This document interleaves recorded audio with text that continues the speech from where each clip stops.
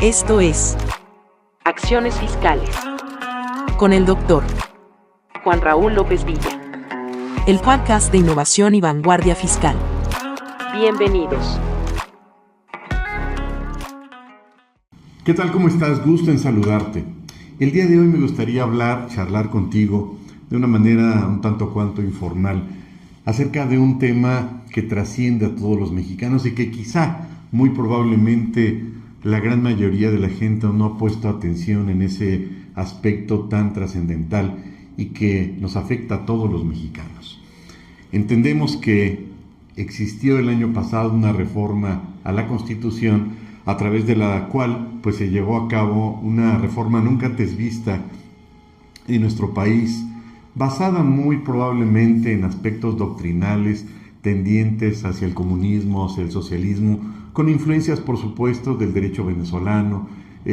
probablemente del derecho colombiano, bolivariano, y bueno, todas estas tendencias populistas que han estado resurgiendo en Latinoamérica, en Hispanoamérica en los últimos años, y con motivo de ello esa doctrina populista, ese cascarón que se envuelve en socialismo, en distintos tipos de tendencias que por supuesto para Europa ya han sido caducas.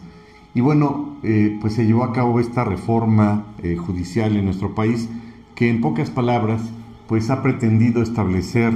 el nuevo Poder Judicial Federal, y este va a entrar en vigor el día 16 de septiembre de 2024. Es decir, ¿cuáles son las perspectivas frente a esta nueva reforma, frente a este nuevo escenario, frente a este nuevo Poder Judicial en nuestro país? Entendemos que derivada de la propia naturaleza de los poderes, en este caso ejecutivo, legislativo y judicial, desde sus orígenes, prácticamente desde antes de la Revolución Francesa,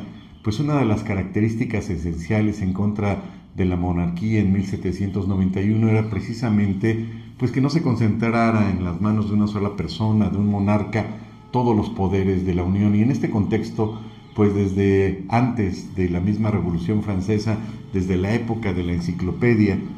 ya distintos pensadores muy famosos y muy conocidos, que si estuvieran vivos en esta época se volverían a morir de ver esta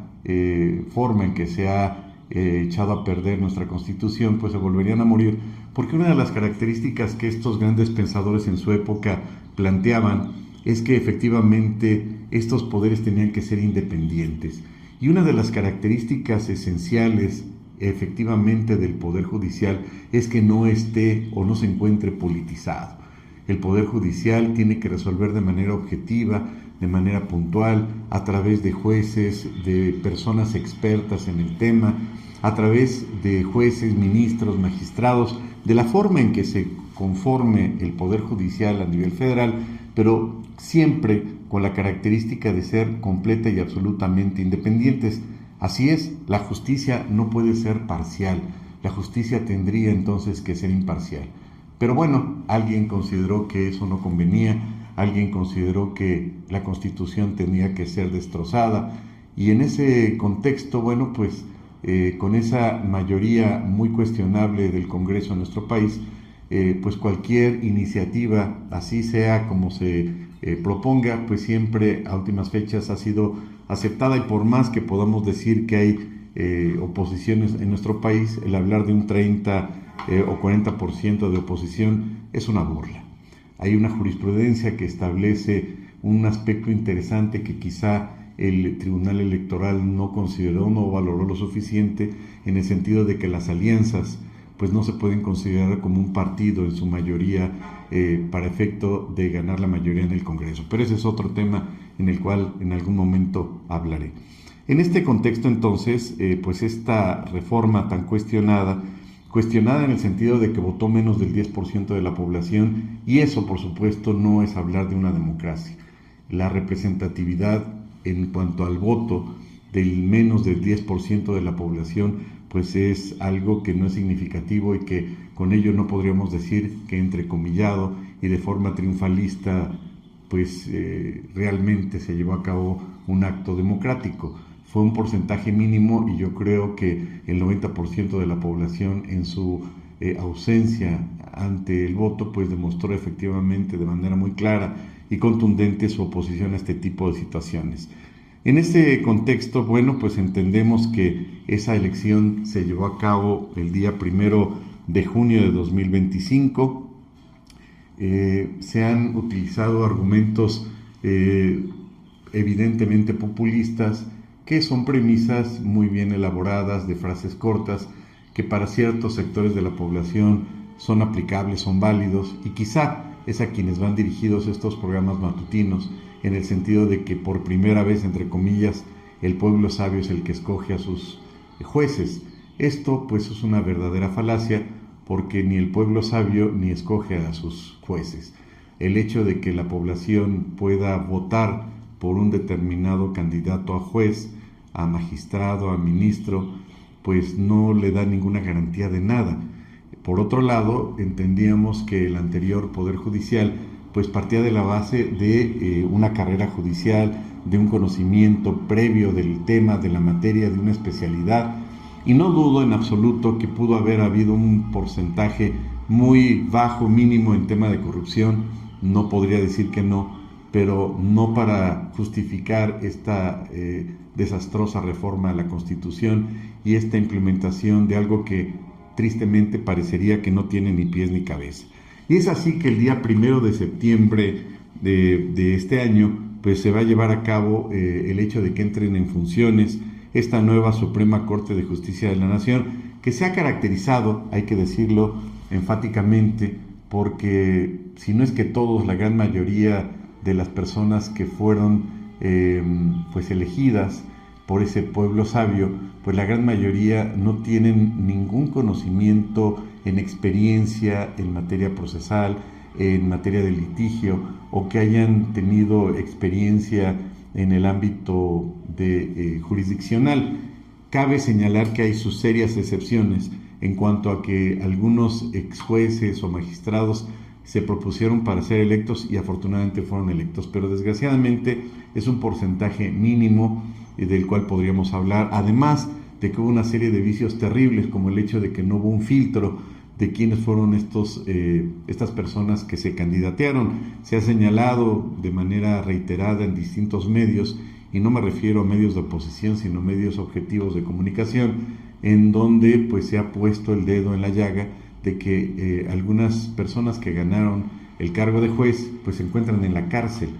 Esto de verdad no lo hemos visto ni en Bolivia, ni en Mozambique, ni en ningún otro país, y de verdad qué vergüenza que nuestro país haya llegado a esos niveles. Y así entonces también el 1 de septiembre, además de que entran en funciones la nueva Suprema Corte de Justicia, el Tribunal de Disciplina Judicial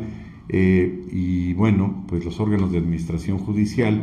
pues el Consejo de la Judicatura desaparece. Y es triste señalar que este famoso Tribunal de Disciplina parecería que fue creado ex profeso para efecto de sí poder en su caso sancionar a aquellos jueces, ministros, magistrados, pues que incurren en alguna irregularidad, pero paradójicamente parecería que estamos en un congreso soviético de la vieja Rusia, en donde quienes integran este partido o Tribunal de Disciplina Judicial, ¿qué creen?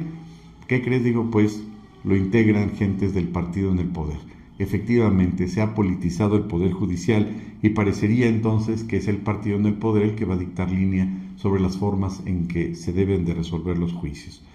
En este sentido, ya para el 15 de septiembre próximo de este año, tanto los magistrados y jueces electos deberán ser asignados a sus respectivos tribunales y juzgados, y efectivamente a partir de ahí pues va a ser el viacrucis de muchos gobernados, de muchos particulares que van a probar suerte, valga la expresión, que no debería ser así, pues a través de esta prueba y error, que según algunos expertos nos va a llevar entre 2 y 3 años, así como lo oyes, 2 y 3 años, para que estas autoridades jurisdiccionales nuevas en su cargo, pues empiecen a leer la ley y empiezan a conocer de qué se trata el derecho.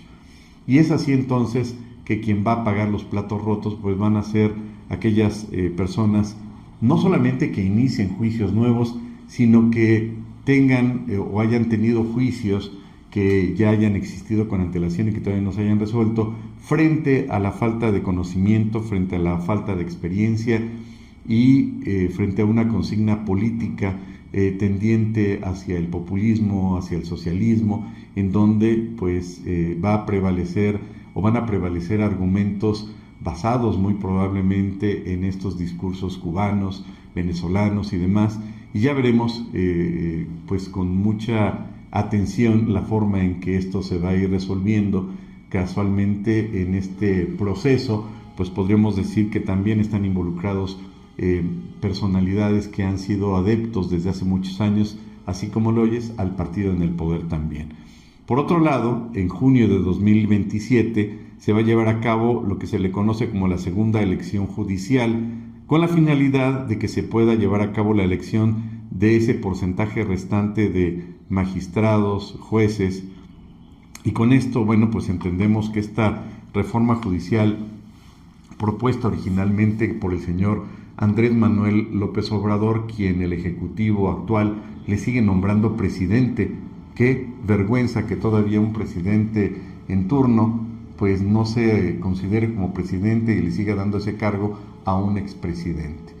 Estamos en un escenario interesante y bueno, frente a todos estos comentarios que he vertido, que he señalado, podríamos decir que efectivamente el gobernado, así como los asesores, conocedores en materia jurídica, abogados, litigantes, pues se encuentran en un área de oportunidad interesante. Lejos de verlo bajo una perspectiva negativa, pesimista, creo que es un área de oportunidad interesante en donde por primera vez, quizá me equivoque, pues el litigante, el abogado, sea el que tenga mayores elementos, conocimiento y experiencia que el juez, que fue impuesto bajo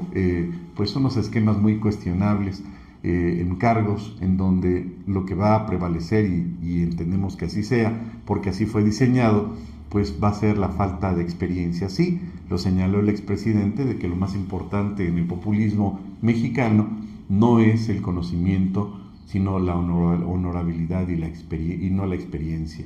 Es así como algunos autores refieren que si vamos en un avión y de repente a medio viaje pues llega el piloto y llegan la tripulación y dicen, pues señores, dejamos al pueblo que escogiera quién va a ser el piloto, yo dejo de ser piloto y escogimos a doña Juanita, que es muy popular en la colonia, ella es la que va a pilotar el avión. Bueno, pues ese es el escenario que tenemos enfrente. A final del día, un área de oportunidad, un escenario nuevo, y bueno, veremos qué es lo que nos depara esta necesidad y arrogancia de la política pública, que llega a extremos de haber pues desatendido las partes elementales, sustanciales, que debe de tener toda república, y no me refiero a su desmantelación que se está llevando a cabo, sino al respeto de la Constitución. Esperemos que todo esto sea para bien y esperemos que efectivamente, como lo señalo, sea una excelente área de oportunidad para todos. Esto fue Acciones Fiscales. Síguenos en nuestras redes sociales. Hasta la próxima.